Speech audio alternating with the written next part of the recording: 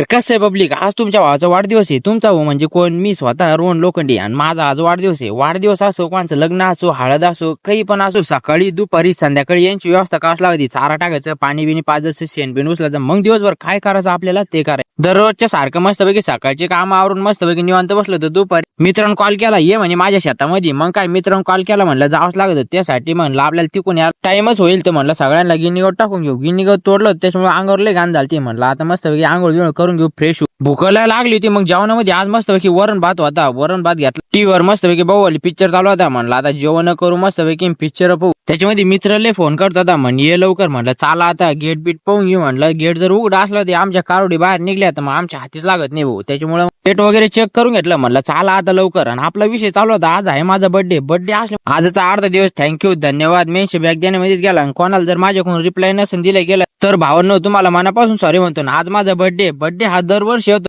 आणि मी माझ्या बर्थडेच्या दिवशी केक कापत पण येईन, मला कापू पण वाटत नाही. कारण आपला बर्थडे वर्षातून एकदा येतो आणि आपला जन्म एकदाच होतो. आणि आपले जगण्याचे चान्सेस कमी. आज रात्री जर आपण झोपलो सकाळी उठलोच नाही, आणि जर सकाळी उठलो तर आपण दररोज केक कापायला पाहिजे. आणि आपल्या लाईफ मध्ये आपण जे काम करतोय त्यासाठी एवढे कष्ट करतोय, एवढी धडपड करतोय, ते जर काम आपलं सक्सेस होत असलं तेव्हा तुम्ही वन टाइम 5-6 केक कापा. तेव्हा तुम्हाला केक कट करण्याची जी फिलिंग येईल ना, ती तुमच्या बर्थडेच्या केक कट करण्यात पण येणार. मित्राकडे जातच होतो, वावरामध्ये 2-3 पाखराचे अंडे होते वाटतं. मला माहित नव्हते ते अंडे कुठे. बहुतेक मी त्या अंड्याच्या जवळ होतो, त्याच्यामुळे हे पाखरं डायरेक्ट मला मारायला येत होते. थोड्या वेळ जर ती थांबलो असतं ना, त्याने माझे डोळेच फोडून टाकले असते. कारण ते माझे डोके लोक यायचे वापस जायचे. म्हणलं चाला तिथून. तिथंच एक सस लपलेलं होतं. त्यानं माझ्याकडे पाहिलं, त्याला वाटलं पकडण्यासाठी झालं होतं. इतकं जोरात पळत सुटलं ना का विषय. मित्राकडे गेल्याच नंतर काय तो म्हणे थोडंसं खत टाकायचं म्हणे, तेवढं खत टाकू लाग. मग त्याला खत टाकू लागलं. घरी आलो, आपलं सकाळचं शेण उचलत बाकी होतं. चाला म्हणलं एवढं शेण भरून घेऊ. शेण जर बाहेरचं असलं ना तर कोणतीच वस्तू ठिकाणावर राहत नाही. ना पावडं ना गमेलं. पावडं राहते एका ठिकाणी, गमीला राहते एका ठिकाणी. पावडं तर सापडली पण ही दतळी सापडली. म्हणलं आता दतळीनंच काम चालवून घेऊ. चाला म्हणलं आता लवकर फाटाफाट एवढं शेण उचलून घेऊ. तर मी आता बैलां कालचं गाई कालचं शेण बिन उचलून घेतो. त्यांना चारा पाणी करून गाईचं दूध वगैरे काढून मस्तपैकी आरामात बसून राहतो. आणि व्हिडिओ तुम्ही शेवटलो पाहिलाचे. आणि व्हिडिओ आवडला असेल तर लाईक आणि फॉलो करून घ्या.